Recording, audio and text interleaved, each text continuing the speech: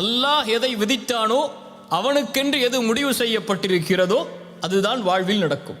அதனால் இந்த உலகத்தில் ஒரு முஹ்சினை பொறுத்தவரை எது அவனிடத்திலிருந்து எடுக்கப்பட்டாலும், எது அவன் விரும்பியது நடக்காவிட்டாலும், அவன் தேடிய உறவு கைகூடாவிட்டாலும், அவனை பொறுத்தவரை அவன் மனதில் நினைப்பது இது அல்லாஹுடைய நாட்டத்தில் உள்ளது. என் இறைவன் எனக்கு எப்போதும் நலவைத்தான் நாடி இருப்பான். எனக்கு அநீதம் செய்பவன் இறைவன் அல்ல, எனக்கு நலவு செய்பவன் தான் என் இறைவன்.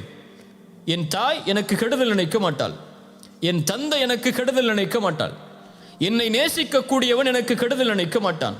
அதுபோல்தான் என்னை படைத்தவன் இவர்களை விடவெல்லாம் மேலானவன்.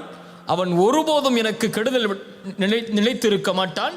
அவன் நாடியது நடந்திருக்கிறது, நடப்பது எனக்கு நல்லது, நான் அதை விரும்பாவிட்டாலும் என்பதைத்தான் ஒரு முஃமின் தன்னுடைய வாழ்க்கையின் அடிப்படையாக கொண்டிருப்பான்.